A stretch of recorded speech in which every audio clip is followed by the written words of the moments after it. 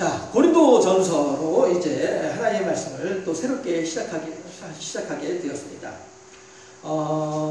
고린도전서는요, 바울이 쓴 성경책, 편지글들을, 여러 가지 편지글들 가운데 두 번째로 긴 분량을 가지고 있는 편지글이에요.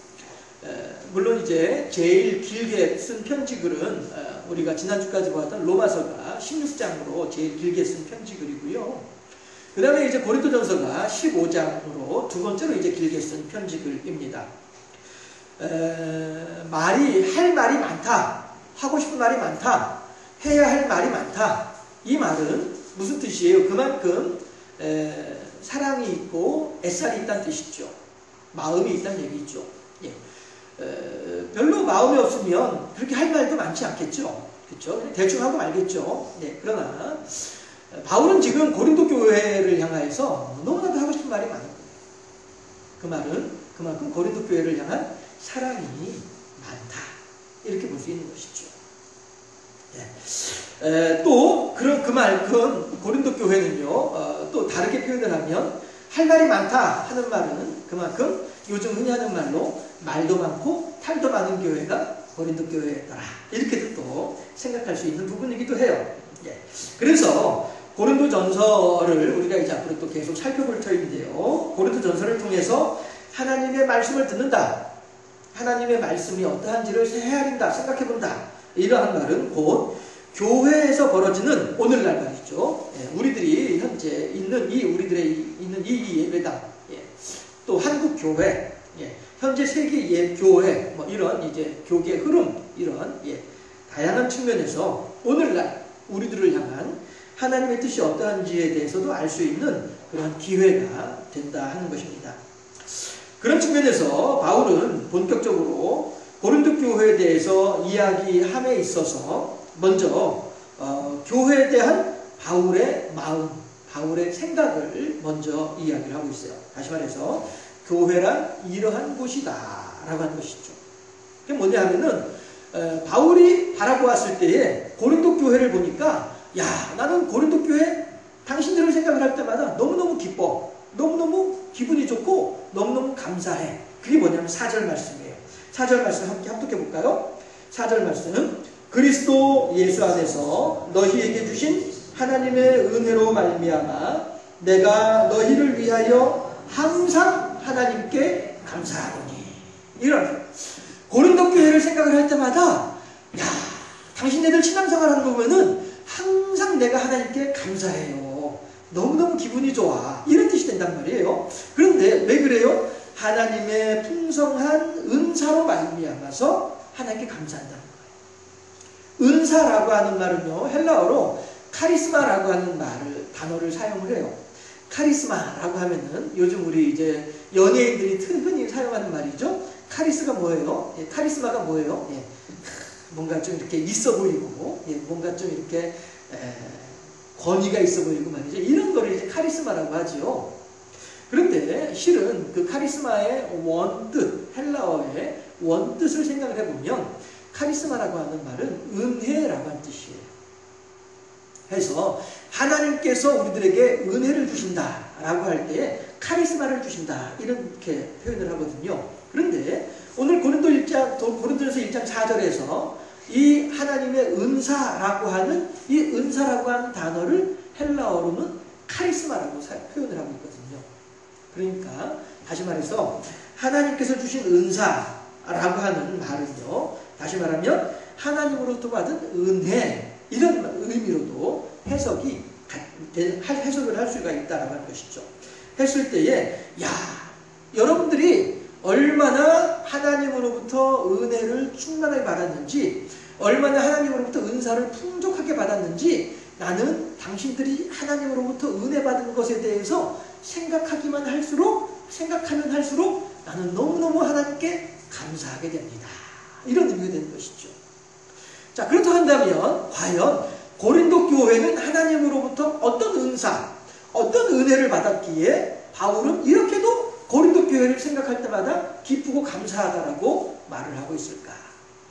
결국 오늘 제목을 뭐라고 했죠? 바람직한 교회는 이라고 했어요. 어떻게 보면은 우리들은요, 이 바울이 고린도전서 1장 4절에서 7절까지 말씀을 통해서 우리들에게도요, 바람직한 교회 모습을 보여주고 있다라고도 생각할 수 있는 거예요. 다시 말해서 성령에 감동된 바울이 하는 이 말은 하나님께서 오늘 우리들에게 하고 싶은 말씀이기도 하다라고 하는 것이죠.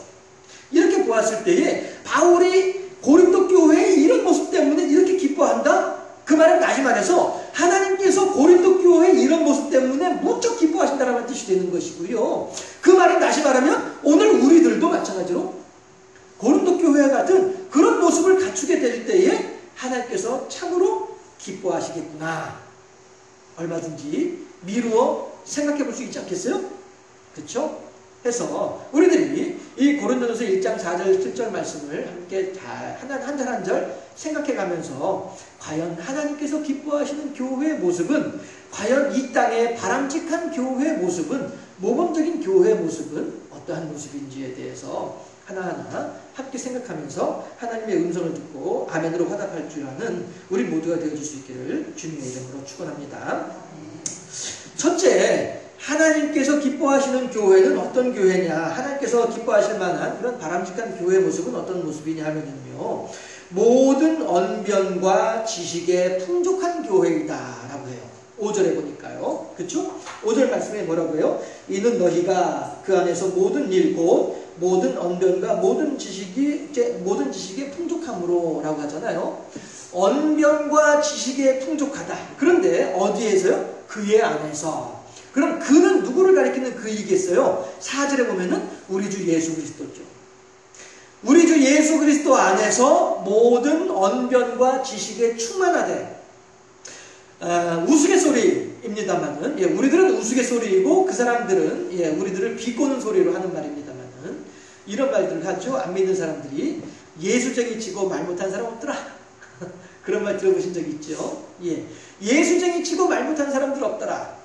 이 말은 안 믿는 사람들은 그 말에 입만 살아가지고 이런 식으로 하는, 말만 할 뿐이지 행하는 게 없고 말이야. 이렇게 비꼬면서 하는 말이기도 해요. 또 그 말도 전혀 틀린 말은 아니라고 우리들은 그렇게 얘기할 수도 없어요. 솔직히 말해서.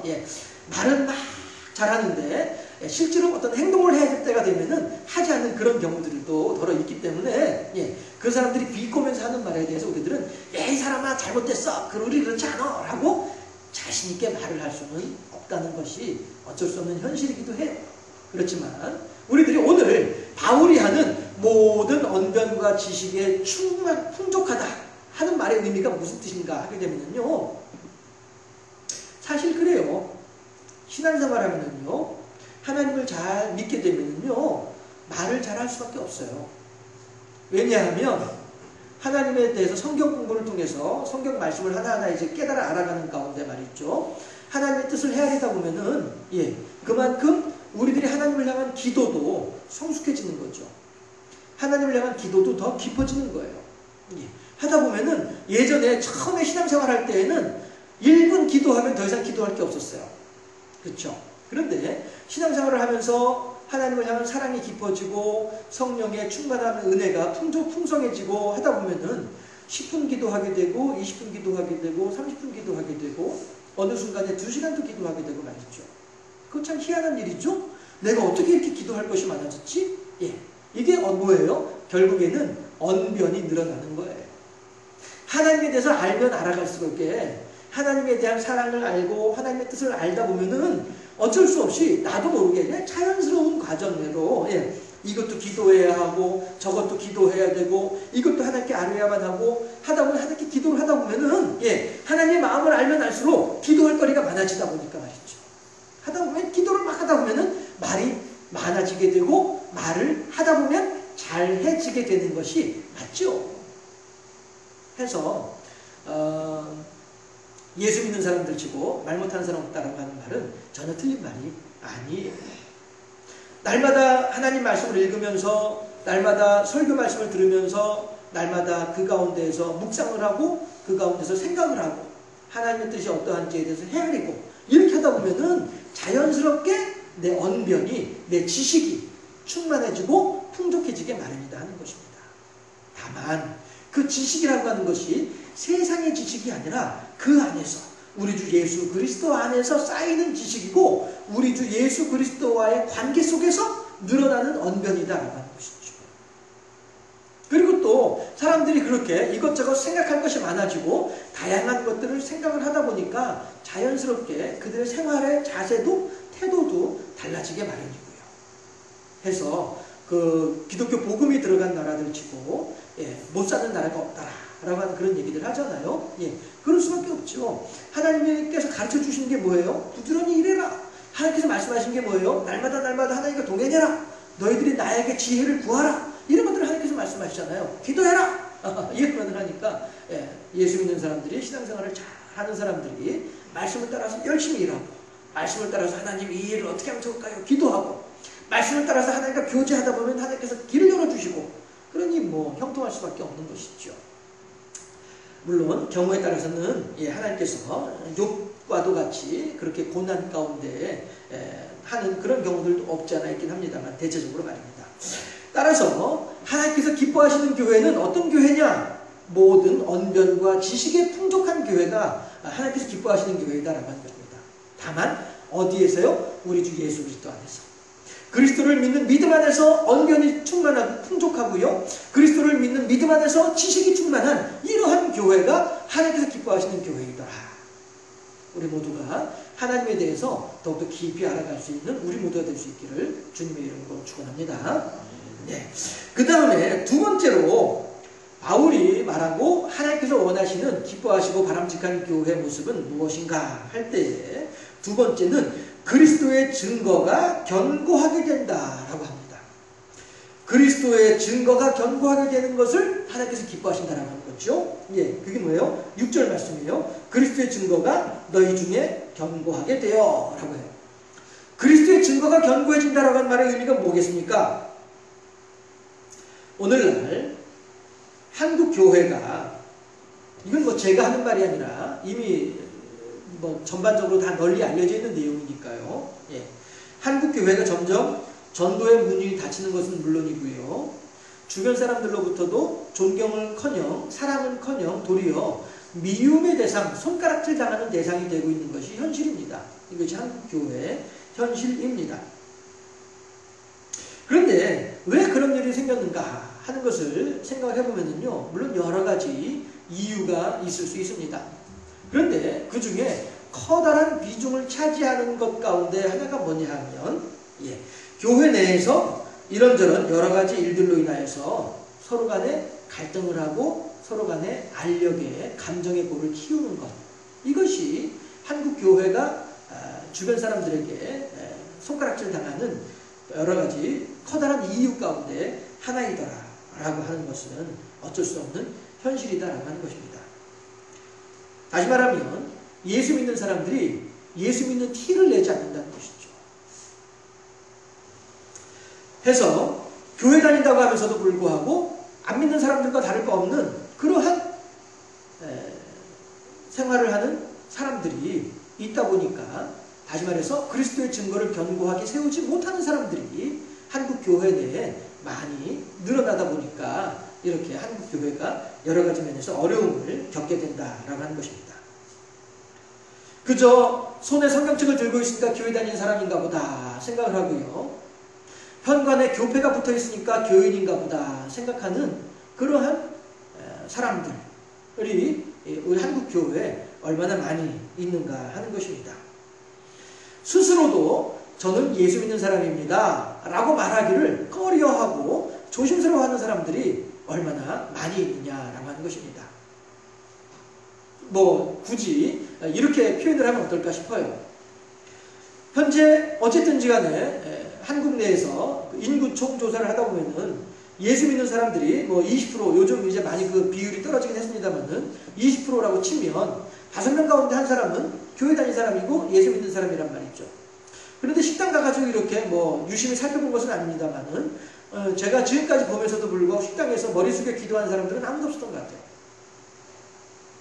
왜 그래요?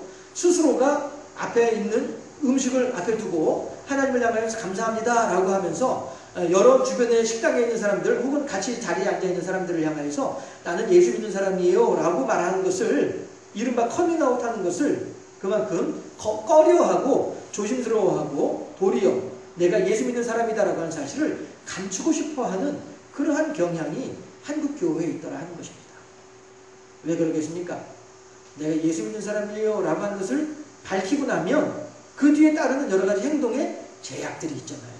이것이 불편한 거예요. 이것이 싫은 거예요. 그러니까 흔히 하는 말로 한 바른 세상에 한 바른 교회, 이러한 이제 신앙의 모습들이 나타나지게 된다 하는 것이죠. 제가 이미 여러 번 인용한 예화입니다. 한 직장에 과장이고 부장이고 과장이고, 아무튼 간에 그렇게 한 직장에서 오랫동안 같이 직장 생활을 한 직장 동료인데, 이 사람들이 회식을 하다 보면은 직장에서 회식하면 자연스럽게 술을 마시게 되죠. 술을 마시고 난 뒤에 취한 김에 서로 이제 싸웠어요. 싸워가지고 이 사람들이 결국에는 싸움이 커지니까 파출소에까지 이제 가게 된 거예요.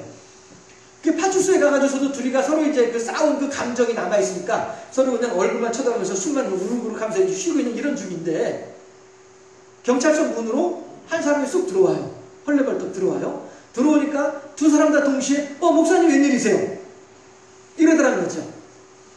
그러고 난 뒤에 두 사람 다 동시에 이번에는 서로를 쳐다보면서 교회 다닌 사람이었어요? 서로가 하는 말이. 그런데 더 가관인 것은 그 목사님이 들어오면서 아이고 장로님, 아이고 안수 집사님 대체 이게 무슨 일이세요? 한 사람은 장로님이고 한 사람은 안수 집사님이란 말이에요. 같은 직장에 다니는 한 직장 동료인데도 불구하고 한 교회를 다니면서도 서로가 우리 교인인 줄을 모르고 지내더라. 물론 그럴 수 있어요. 대형 교회들 1부, 2부, 3부, 4부 해가지고 오후까지 이렇게 예배드리는 이러한 교회라고 한다면 한 사람은 1부 예배를 참석을 하고 한 사람은 오후 예배를 참석하고, 이렇게 하면은 같은 교회를 다니면서도 전혀 맞부딪힐 일이 없는 그런 경우 있을 수 있어요. 하니까 한 사람은 안수 집사님이고 한 사람은 장로님임에도 불구하고 서로가 서로를 같은 교인이다라고 하는 사실을 모를 경우 있을 수 있어요. 몇만 명씩 되는 교회라고 한다는 말이죠. 그러나 한 직장에서 그렇게 오랫동안 같이 얼굴 마주대면서 있었으면서도 불구하고 내가 예수 믿는 사람이에요 라고 하는 말을 그 오랜 세월 동안 한 번도 안 했다는 거예요. 도리어 안 믿는 사람들과 똑같이 행동을 하면서 싸울 때는 같이 싸우고, 온갖 비리를 저질 때는 같이 비리를 저지르고, 술 마실 때는 같이 술 마시고, 권건이 작건이 술 마시고, 이렇게 하면서 서로 그냥 안 믿는 사람인 척, 하나님에 대한 신앙과는 전혀 상관없는 사람인 척 이렇게 살아오던 사람들이 한 직장에서 한 교회 장로님이고 한 교회 안수집사님이었더라라고 하는 거예요. 물론 이게 정말로 사실인지 아닌지는 확인을 할 수는 없어요. 그렇지만 그리스도의 증거를 견고하게 세우지 못하고 있는 우리 한국 교회의 한 단면을 적나라하게 드러내고 있는 것은 분명하지 않겠느냐라고 하는 것이죠. 여러분들, 우리들은 어떠합니까? 우리들은 과연 그리스도의 증거를 견고하게 세우고 있나요?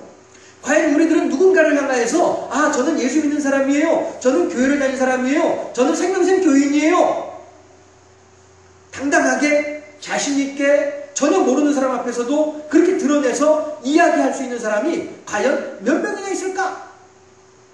그렇다고 해서 제가 여러분들한테 자신 있는 사람 손 들어보세요 이러진 않을 거예요.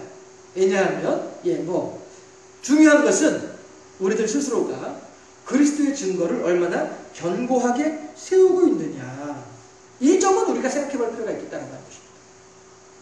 하나님께서 기뻐하시는 교회는 오늘 사도 바울이 참으로 고린도 교회를 생각을 할 때마다 하나님께 감사한다라고 하는 그 교회는 어떤 교회냐 하면 그리스도의 증거가 견고게 되는 교회라고 하는데, 과연 우리들의 속에서 얼마나 그리스도의 증거를 견고하게 세우고 있는가? 아니, 대외적으로 다른 사람들한테 어떻게 보이는 건 둘째치고 내 속에서, 내 안에서 하나님을 향한 확신은 어느 만큼이나 되겠느냐라고 하는 것이죠. 저는 요 며칠 동안 저 자신을 바라보면서 참 믿음이 없는 사람이로구나 하는 것을 다시 한 번 더 생각해 보게 돼요. 나 자신에 대해서, 나의 본 모습에 대해서 새롭게 알아가고 새롭게 헤아리게 된다는 사실은 한편으로는 가슴 아픈 일이긴 합니다. 그러나 또 한편으로는 감사할 일이기도 해요. 왜냐하면 그만큼 내가 성숙해지고 그만큼 내가 하나님을 향하여 가까이 다가갈 수 있는 기회가 되기 때문이죠. 여러분들, 저를 포함해서 우리 모두는 더욱더 그리스도의 증거가 우리들의 마음속에서 견고케 되어지는 우리 모두가 되어질 수 있기를 주님의 이름으로 축원합니다.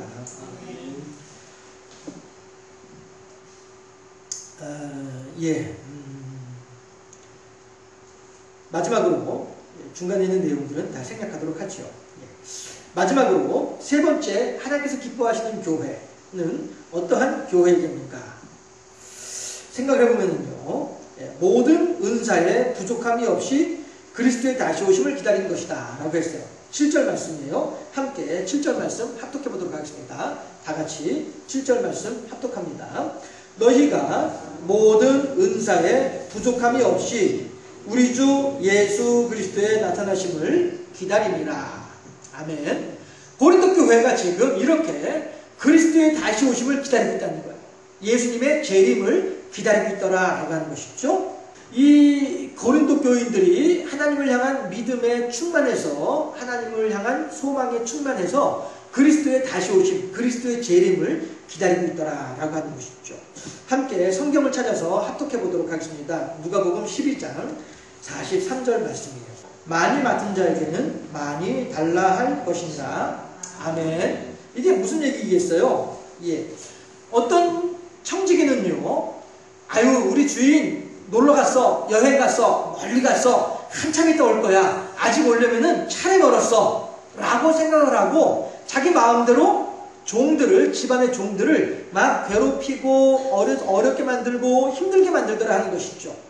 그러나 어떤 종은 아이고, 우리 주인님 언제 오실지 알지 못하지만 주인님께서 맡겨주신 일들을 잘 감당해야지 라고 하고, 청지기로서 자기 집에 있는 종들을 잘 다스려가지고 줄 건 정확하게 주면서 일 시킬 건 또 제대로 시키면서 집안을 잘 다 돌보는 그러한 종이 있더라, 청지기가 있더라 하게 되면, 주인이 늦게 올 거야 라고 하면서 매일 술만 더 마시면서 놀기만 하면서 다른 종들을 괴롭히기만 하는 청지기와, 주인이 언제 오시더라도 내가 늘 주인 맞을 준비를 잘 해놓고 있어야지 라고 하는 청지기와, 두 청지기에 대해서 주인이 돌아와서 어떻게 할 것이냐, 주인이 늦게 올 거야, 아직 멀었어, 올해는 멀었어 라고 했던 어리석은 청지기에 대해서는 악한 자에 받는 벌에 처하게 만들어줄 것이고, 주인이 언제 오실지 모르지만은 날마다 자기의 소임을 잘 하고 있는 그런 청지기에 대해서는 주인의 즐거움에 동참할 수 있도록 해주겠다라고 하는 이 말씀을 하신 거란 말이죠. 여러분들, 우리가 이 세상을 살아가는 가운데 예수 그리스도의 재림에 대하여 기다리는 사람과, 예수님이 언제 오실지 몰라, 오든 말든 신경 안 써, 나는 그런 거 상관 안 해 라고 하는 사람과 삶의 방향이, 삶의 내용이 분명히 달라질 수밖에 없다는 것입니다. 언제 주님이 다시 오실지 모르지만은 주님 오시는 그날에 내가 주님 저 여기 있어요, 저 주님을 기다리고 있었어요, 주님 마라나타 어서 오시옵소서, 아멘 주 예수여 오시옵소서 하는 사람이라고 한다면, 언제 주님이 오신다 할지라도 야, 너 착하고 충성된 종이로구나, 주인의 즐거움에, 주인의 잔치자리에 참여할지어다 칭찬하시지 않겠냐 하는 거예요. 그러나 우리 주님 언제 다시 오실지 알지 못해. 아이고, 원래는 한참 멀었어. 2000년 전에도 곧 온다고 했었는데 안 왔잖아. 3000년 전에도 곧 온다고 했는데 안 왔잖아. 지금도 곧 온다고 하는데 지금도 안 오고 있잖아. 아직 멀었어. 아유, 됐어. 내 마음대로 살아도 돼. 이러한 사람들은 악한 자에 받는 율에 처하게 될 것이다.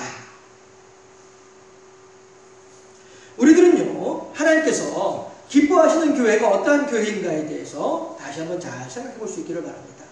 그리스도의 다시 오심을 기다리는 교회를 하나님께서 기뻐하신다라고 하고 있습니다. 그 말은 다시 말해서 나의 삶의 주인이 내가 아니라, 비록 지금 내 눈에는 보이지 아니하지만 나에게 이 사명을 맡겨주고 저 먼 나라로 여행을 간 그 주인이 내 삶의 주인이 된다고 한다면, 나는 주인이 내 옆에 있든 없든 상관없이 늘 성실하게 한 마음으로 한 뜻으로 주인을 위하여 수고하는 그러한 마음을 가질 수 있다는 거예요. 하지만 눈에 보이지 않는다 하여서 주인이 없다 하여서 내 마음대로 행하게 되면 이것은 악한 자가 될 수밖에 없다는 것이죠. 다시 말하면 우리들의 마음속에서 내 주인이, 내 인생의, 내 생활의 주인이 누구이냐, 이걸 얘기하는 거란 말이죠. 내 인생은 나의 것이니까 내 마음대로 하겠다? 내 생각대로 하겠다? 내 뜻대로 하겠다? 아니라는 거예요. 비록 내 눈에 보이진 아니하지만 이 눈에 아무 증거 아니 배워도 믿음만을 가지고서 늘 걸어가는 그러한 신앙의 사람을 우리 주님께서는 찾고 계신다는 사실이죠. 우리들은 어떠한 사람입니까? 과연 우리들은 어떠한 모습으로 하나님을 향하여 경배하고 예배하고 있습니까? 과연 우리 교회는 하나님께서 기뻐하실 만한 그런 교회이겠냐라고 하는 거예요. 첫째, 하나님을 향하여서 모든 언변과 지식에 충만한 교회를 하나님께서는 기뻐하신다라고 했습니다. 그리고 그리스도의 증거가 견고하게 세워져 가는 교회를 하나님께서 기뻐하신다라고 했어요. 그리고 그리스도의 다시 오심을 기다리는 교회를 하나님께서 기뻐하신다라고 했다라고 할 것이죠. 그렇다면 여러분들 이거 한 가지 다시 한번 생각해 볼 필요가 있어요. 교회라고 한다면 이 예배당을 가리키는 교회가 교회일까요? 물론 구약시대에는 성전을 하나님께서는 귀하게 여기고 성전을 통하여서 말씀을 하셨어요. 하지만 이제는 성전의 제사를 폐하시고 우리들의 심령 가운데 찾아오서 우리들의 심령마다의 교회를 세우고 계시다라고 하는 거예요. 여러분들 이 건물이 이 구정동 466-6번지 여기가 교회라고 여러분들 생각하지 말아주세요. 여기는 그저 단지 하나의 단순한 장소일 뿐이에요. 정말로 하나님께서 원하시는 교회는 우리들 각자의 마음이란 말이에요. 진정으로 하나님께서 세우고자 싶은 그 교회는 우리들 여러분들의 심령 가운데 세워지는 그 교회를 하나님께서 원하신다라고 하는 거예요. 그랬을 때에 과연 생명샘 교회 이 예배당 이 장소에 의해서 나의 신앙이 결정되고 나의 신앙이 어떻게 달라지는 것이 결코 아니고 나 각자의 신앙으로 이한웅이라고 하는 교회로 김모식이라고 하는 교회로 박모식이라고 하는 교회로 세워지는 그 교회를 하나님께서는 원하신다라고 하는 것이죠. 그리고 그 교회가 바로 하나님을 향한 언변과 지식에 충만하시길 바라고 바로 그 박모라고 하는 그 교회가 그리스도의 재림에 대하여서 그리스도의 증거에 대해서 견고하게 되고 기다리는 교회로 세워지기를 바라시는 분이 하나님이란 말이에요. 이 선포되어지는 말씀을 통하여서 그저 나하고는 아무런 상관없는 얘기야 라고 생각하지 말아주시기 바랍니다. 이 자리에 있는 우리 모두가 바로 하나님께서 원하시는 각자의 교회로 세워지기를 바라시는 그 마음을 우리들은 헤아릴 수 있어야 되겠다는 것이죠. 과연 여러분들 이 말씀을 이 선포되어진 말씀에 대해서 한 걸음 뒤로 물러나 앉아 계시지 마시기 바랍니다. 도리어 바로 나를 향한 말씀이로구나, 바로 나에게 하시는 하나님의 음성이로구나, 그렇게 받아주실 수 있기를 바라겠어요. 내가 내 마음대로 설교 본문을 내 마음대로 잡지 말자. 그저 내게 주신 하나님의 성령의 감동하신 대로 설교를 하자. 이렇게 제가 생각을 한 적이 있었어요. 그래서 그 뒤에는 계속 저는 그거는 이제 하나는 제 나름대로 원칙을 지키고 있어요. 어떤 분들은 주제 설교하는 분들 계시고요. 어떤 분들은 자기가 하고 싶은 말을 설교에 담아서 하는 그런 목사님들도 더러 계시는 것 같아요. 그러나 저는 제가 하고 싶은 말이다라고 해서 특별히 설교 본문을 가지고서 이렇게 바꾸지는 않습니다. 다만 그 본문을 묵상하는 가운데 그 본문으로 인하여서 생각되어지고 그 본문으로 인하여서 감동되어지는 그런 내용을 여러분들에게 전달하는 가운데에 어쩌면 저 목사님 지금 나 들으라고 하는 소리네, 이런 말들이 여러분들한테 전달되는 경우가 있을런지는 모르겠습니다.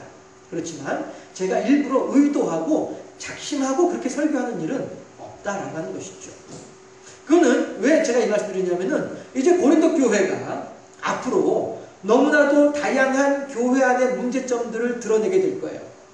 그리고 그 문제점들을 하나하나 살펴보는 가운데 제가 다시 말씀드릴게요. 이 말씀은 여러분 한 사람 한 사람 각자를 향한 하나님의 말씀이란 말이에요. 물론 저를 향한 말씀이기도 하고요. 했을 때 목사님 봐라, 이제 나 치네, 목사님 봐라, 지금 나 욕하네, 여러분 그렇게 받아들이지 마시기를 간곡히 부탁을 드린다라고 하는 거예요. 다만 성경 본문에서 그런 내용이 있었더라, 그리고 성령의 감동하심이 그렇게 작동되고 있더라. 도리어 제가 알고 있는 어떤 한 사람이 제가 알기로는 처음 교회를 가는 날이었어요. 처음 교회를 가는 날이었는데 갔다 와서 제가 물어봤어요. 그래, 교회 갔다 오니까 어떻든가? 라고 했더니 글쎄, 목사님이 어떻게 내 사정을 그렇게 잘 알고서 콕콕 집어서 네 얘기만 하는 줄 몰랐습니다. 이러면서 자기를 그 교회로 데려갔던 사람한테 혹시 목사님한테 내 얘기 미리 했느냐고 물어볼 정도였더라. 이런 얘기를 하더라고요. 그런데 부흥강사 목사님들은 그러죠. 야, 저 부흥강사 목사님이 내 얘기하네 라고 생각되면 그게 바로 은혜 받은 거라고 하죠. 예, 성령의 감동하심이 그 말씀이 내게 꽂힌다라고 하는 것은 하나님께서 바로 그 말씀을 내게 하고 계신다라고 여러분께서 받아주시기를 바라겠다 하는 것이에요. 해서 앞으로 고린도 교회에 대한 이런저런 이야기들이 선포되는 가운데 여러분들 혹이라도 야, 봐라, 목사님이 지금 내 욕하는구나, 목사님 지금 나 들으라고 소리로구나 오해하지 마시고 도리어 그런 생각이 들 때에는 하나님께서 지금 나한테 바로 이 지점을 콕 짚어서 말씀하고 계시는구나 라고 생각을 하시고 하나님을 향하여 보다 성숙한 교회로 세워지는 우리들 각자가 되어줄 수 있기를 주님의 이름으로 축원합니다.